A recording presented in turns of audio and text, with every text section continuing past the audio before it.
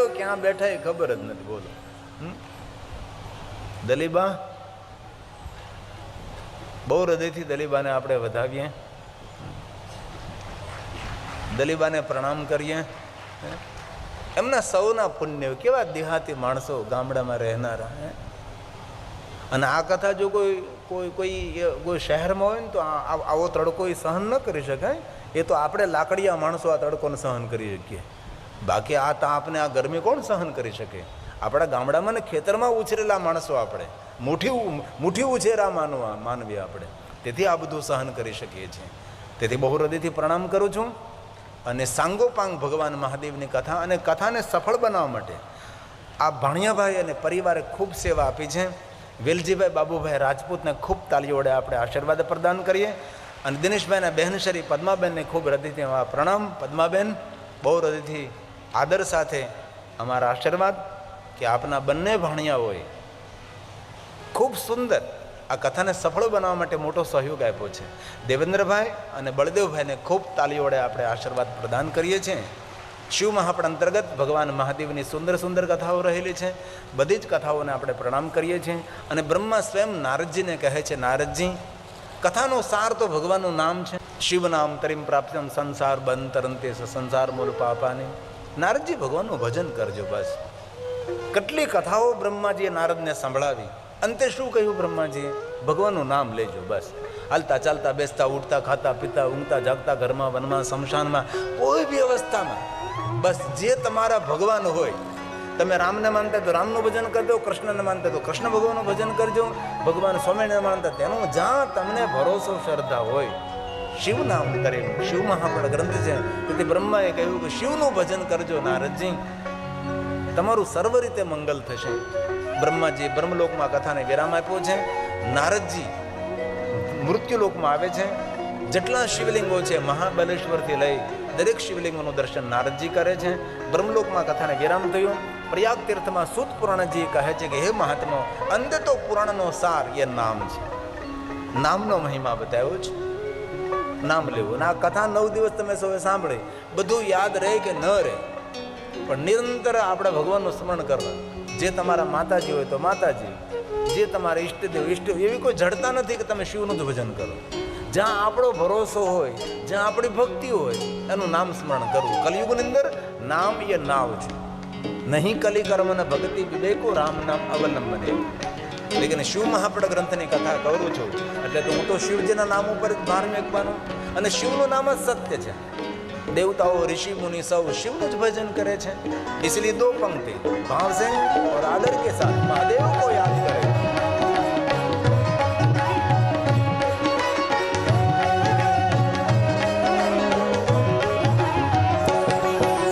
जप ले शिव का नाम प्यारे, जप ले शिव का नाम, जप ले शिव का नाम प्यारे, जप ले शिव का नाम.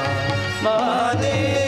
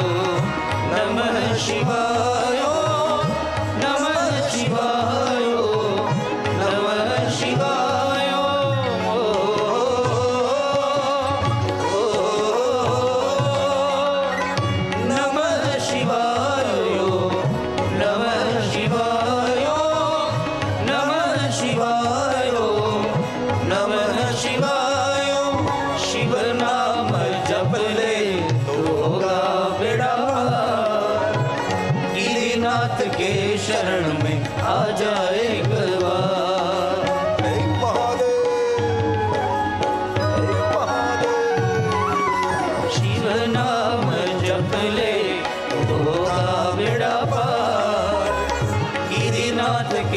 शरण में आ जाए एक बार महादेव।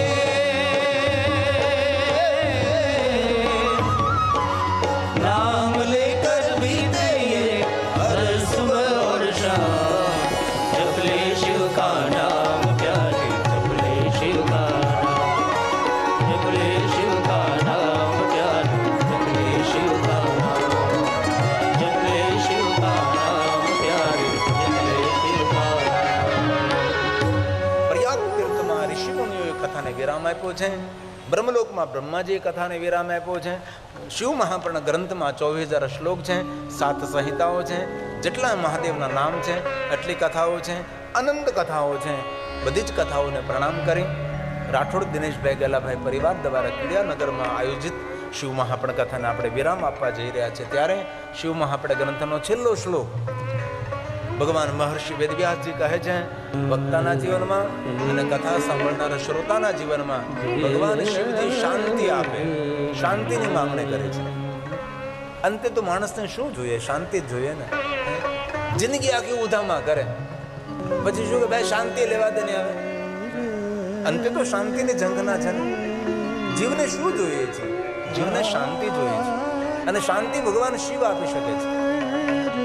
તેથી અંતિમ શ્લોકમાં સા અંબા સાંબ સદાશિવ, સા અંબા સાથે સગણ સસુત, તમારા દરેક ગણો, તમારા પુત્રો, તમારો આખો પરિવાર અમારા સૌના જીવનમાં શાંતિ આપે એવી પ્રાર્થના કરી છે. અને શિવ મહાપુરાણ ગ્રંથનો આખરી શ્લોક છે આ. हे शिव पुराणस्य भक्तो श्रोतुश्च सर्वदा सगणः ससुतः साम शङ्करोतु स शङ्कर शङ्करोतु स शङ्कर शङ्करोतु स शङ्कर। સૌના જીવનમાં શાંતિ કરો એવો ભાવ પ્રગટ કર્યો છે. અને શિવ મહાપુરાણ ગ્રંથ ભગવાન મહર્ષિ વેદવ્યાસજી વિરામ કર્યો છે. આપણે 9 દિવસથી લગાતાર ભગવાન મહાદેવની કથાનું ગાયન કરતા હતા. કોઈના નામ લીધા હોય, કોઈના નામ ન પણ લીધા હોય, જેને જેને નાની મોટી સેવા કરી છે તે સૌને ખૂબ હૃદયથી પ્રણામ કરું છું. અને ખાસ કરીને રાઠોડ દિનેશભાઈ ગેલાભાઈ પરિવાર દ્વારા, રાઠોડ ભારતીબેન દિનેશભાઈ પરિવાર દ્વારા આપણને સૌને આ ભગવાનની કથાનો લાભ મળ્યો છે.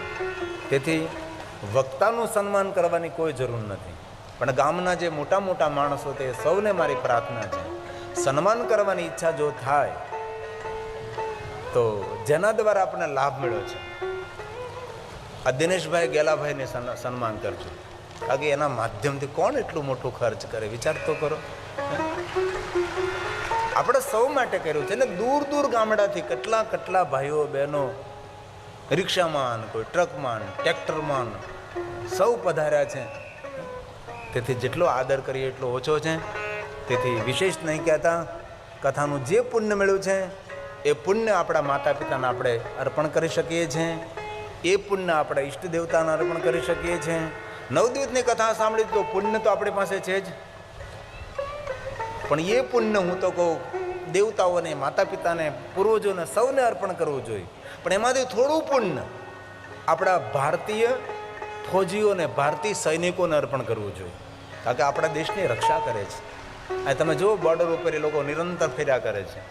આ કચ્છની ચારે બાજુની બોર્ડર જે સંભાળી રહ્યા છે અને આપણે શાંતિથી રહીએ છીએ, એ બોર્ડર ઉપર જો થોડોક ગાફેલતા રાખવામાં આવે તો આ કચ્છની ધરતીનું કેવું થાય આપણું. તેથી આપણી કથાનું પુણ્ય આપણે ઈષ્ટદેવને અર્પણ કરીએ, આપણા માતા પિતાને અર્પણ કરીએ, આપણા પૂર્વજોને પુણ્ય અર્પણ કરીએ, અને પુણ્ય આપણા ઈષ્ટ દેવતાઓને સાથે સાથે આપણા દેશના સૈનિકો છે જે ભારતની રક્ષા કરે છે, આપણી કચ્છની બોર્ડરની રક્ષા કરે છે, એવા ફૌજી ભાઈઓને પણ આપણું પુણ્ય અર્પણ કરીએ. અને એક વસ્તુ યાદ રાખજો, આપણા હૃદયમાં ઈષ્ટભક્તિ હોય, ગુરુભક્તિ હોય, પિતૃભક્તિ હોય, માતૃભક્તિ હોય, પણ આપણા હૃદયમાં બધી જ ભક્તિઓ પહેલાં આપણા હૃદયમાં દેશભક્તિ પહેલી હોવી જોઈએ. જે દેશમાં આપણે રહીએ છીએ, જે દેશનું અન્ન ખાઈએ છીએ, એ દેશની સુરક્ષા રહે, એ દેશ શાંતિમય રહે એવા પ્રયાસ કરવા જોઈએ. અને જીવનમાં બે કામ જરૂર કરજો. જો તમારું શરીર તંદુરસ્ત હોય, પડછંદ તમે હો, તો કોઈનો દેહ બચાવવા માટે રક્તદાન કરજો. કોઈનો દેહ બચાવવા માટે રક્તદાન કરજો અને દેશ બચાવવા માટે મતદાન કરજો, એવી હૃદયની મારી પ્રાર્થના છે. અને આપણે લોકો આળસુ છીએ, આપણે લોકો મતદાન કરવા નથી જતા. જ્યારે ચૂંટણી આવે ત્યારે બધા જ કામ છોડીને મત આપવા જવાનું. કોને આપવો એ હું ન કહું, પણ મત એને અપાય જે ભારત દેશના મંદિરોનો જીર્ણોદ્ધાર કરે છે, એને મત અપાય. ક્યાં પક્ષને આપવો એવું ન કહું. જે સનાતન ધર્મને ધીરે ધીરે આગળ લઈ જવા માંગે, સનાતન ધર્મ પ્રત્યે જેની રુચિ છે, તમારે જેને આપવો તેને આપજો, પણ મતદાન કરજો. પણ જ્ઞાતિવાદ નહીં મતદાન, સમાજવાદ નહીં, અમારા સમાજનો માણસ ઊભો છે એમ નહીં. તેનું વ્યક્તિત્વ અને શું કરવા જઈ રહ્યો છે એ બહુ ધ્યાનમાં લેવું. આઈએ એક પંક્તિ દેશની વંદના માટે, ભારત દેશની વંદના માટે. હે મેરે પ્યારે વતન, બોલીએ. હે મેરે बिछड़े चमन, तुझ पे दिल कुर्बान. અને બીજી વાત મારા યુવાન ભાઈઓને પ્રાર્થના છે, સંઘની શાખા જ્યાં જ્યાં લાગતી હોય ત્યાં જાજો. સંઘની શાખામાં એટલા માટે જવાનું છે, એમાં ઘણું બધું શીખવા મળશે, તમને ઘણું બધું જાણવા મળશે. એમાં ઘણા પાઠ ભણાવવામાં આવે છે, ટ્રેનિંગ આપવામાં આવે છે. આરોગ્ય માટે, દેશ માટે, સમાજ માટે અનેક સારી સારી વાતો કરવામાં આવે છે.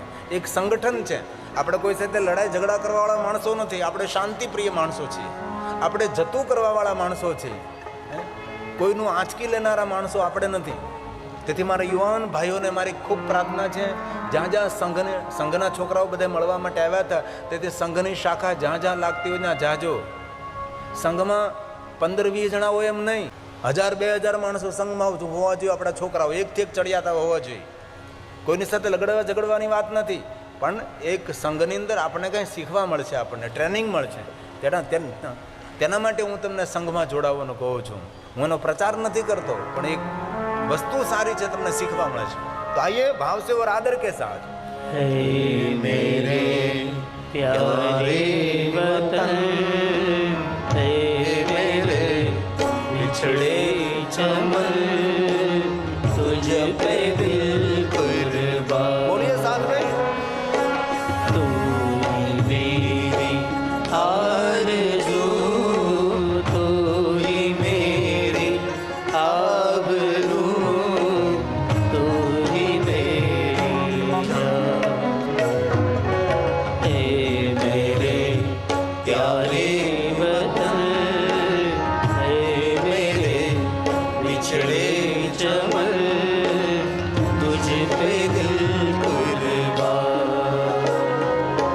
तुझ पे दिल कुर्बान, तुझ पे दिल कुर्बान.